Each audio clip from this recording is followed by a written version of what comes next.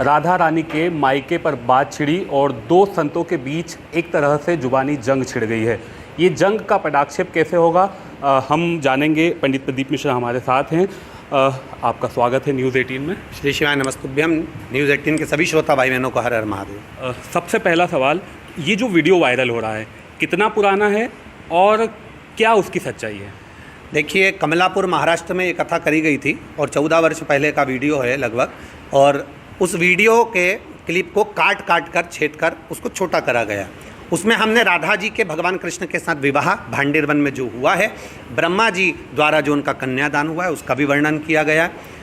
बरसाने का महत्व भी हमने समझाया है, रावल का महत्व भी उसमें समझाया है हमने, और अन्य प्रसंगों को उसको वर्णित किया गया। अब उसको काट छाट कर जनमानस में गलत तरह से प्रेषित किया जा रहा है, जो कि जनमानस में किसी न किसी रूप से सनातन धर्म को क्षति पहुंचाई जाए, सनातन धर्म पर आक्षेप लगे और आपस में संतों को या ब्राह्मण जन को या गुरुजन को लड़ाया जाए, वो दिखाया जा रहा है, जिससे हमारे सनातन धर्म पर लोग हंसें और हिंदू धर्म पर लोग हंसें। प्रेमानंद जी महाराज ने ये वीडियो देखा, उसके बाद वो आक्रोश जाहिर कर रहे हैं और बहुत सी बातें कह रहे हैं। क्या कुछ कहेंगे आप? देखिए, प्रेमानंद जी महाराज जी रसिक संत हैं, ब्रज के राधा का एक स्वरूप है, भगवान कृष्ण की एक स्वरूप हैं, बड़े भोले संत हैं, बड़े सहज संत हैं। कभी भी उनकी वाणी ने कोई अपशब्द नहीं कहा, कभी भी उनकी वाणी किसी के लिए गलत नहीं बोली। उनके पास में कोई वीडियो उनको लेकर गए होंगे, कोई ने उनके ऊपर दबाव दिया होगा, या वीडियो किसी न किसी रूप में उनके पास आया होगा और किसी न किसी रूप में उनको उस तरह से बताया गया होगा कि उनको क्रोध आया होगा।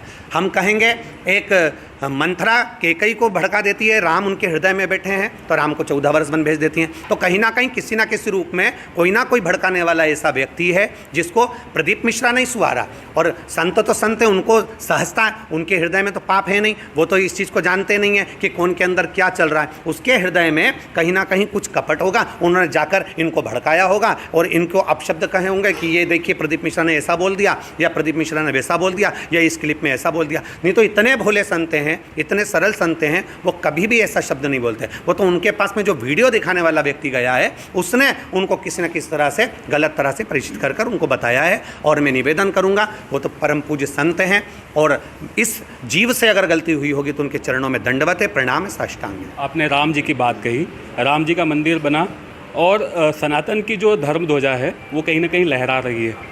तो एक ये समय आया है जब उत्तर प्रदेश मथुरा की बात हो, वहाँ आपके खिलाफ मामला पुलिस तक पहुँच गया है, उसको लेकर क्या कुछ? देखिए, ये तो सब सनातन विरोधी हैं, विधर्मी हैं, जो कहीं ना कहीं किसी न किसी तरह से गलत चीज़ जनमानस को देना चाहते हैं।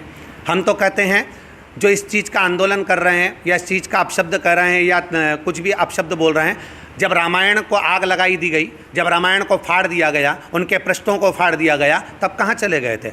नए नए वीडियो सामने आते हैं, कोई हनुमान जी पर लात रख रहा है, कोई देवी देवता को गाली दे रहा है, उस समय तुम कहाँ चले गए थे? केवल ये लड़ाई राधा रानी की नहीं है, ये केवल प्रदीप मिश्रा या शिव महापुराण जो ऊपर जा रही है, लोग उसको फॉलो कर रहे हैं। पूरी बहनें, मेरी जीजियाँ, मेरे बच्चे शिव मंदिर जा रहे हैं। ये लड़ाई उनको रोकने के लिए, सनातन धर्म कैसे विकसित हो रहा है, सनातन धर्म कैसे आगे बढ़ रहा है, इसको कैसे रोका जाए, ये लड़ाई उसकी है। ये राधा रानी की लड़ाई नहीं है। ये राधा रानी के पर्दे के पीछे जो विधर्मी छुपे हुए हैं, ये इसको आगे लाकर उसको लड़ा रहे हैं।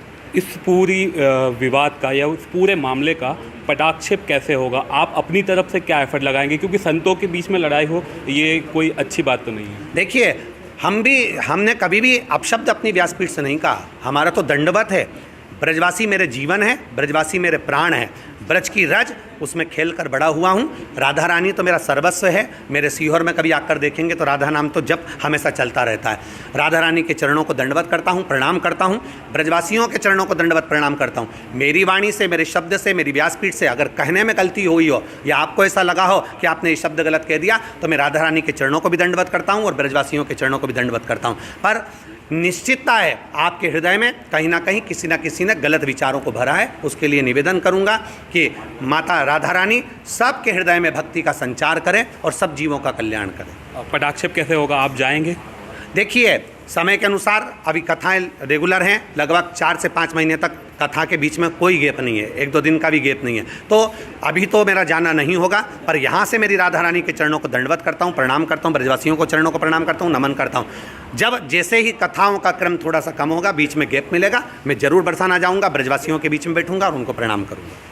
पंडित प्रदीप मिश्रा जी, जिन्होंने बहुत ही सीधे सरल शब्दों में ये कहा है कि उन्होंने किसी के मन को ठेस पहुंचाने के लिए कोई बात नहीं कही। उन्होंने जो भी कहा वो कहीं ना कहीं संदर्भ में है और वो संदर्भ उनके पास प्रमाण के रूप में है। हालांकि उनका ये भी कहना है कि ये जो पूरे मामले का पटाक्षेप है ये मिलकर करेंगे, कथाएं लगातार है, लेकिन जब भी उन्हें समय मिलेगा इस पूरे मामले को पटाक्षेप करेंगे। फिलहाल वो व्यासपीठ से और न्यूज़ 18 के माध्यम से यही कह रहे हैं कि ऐसा कोई विवाद आगे न बढ़ाया जाए। अमित जायसवाल, न्यूज़ 18, खंडवा।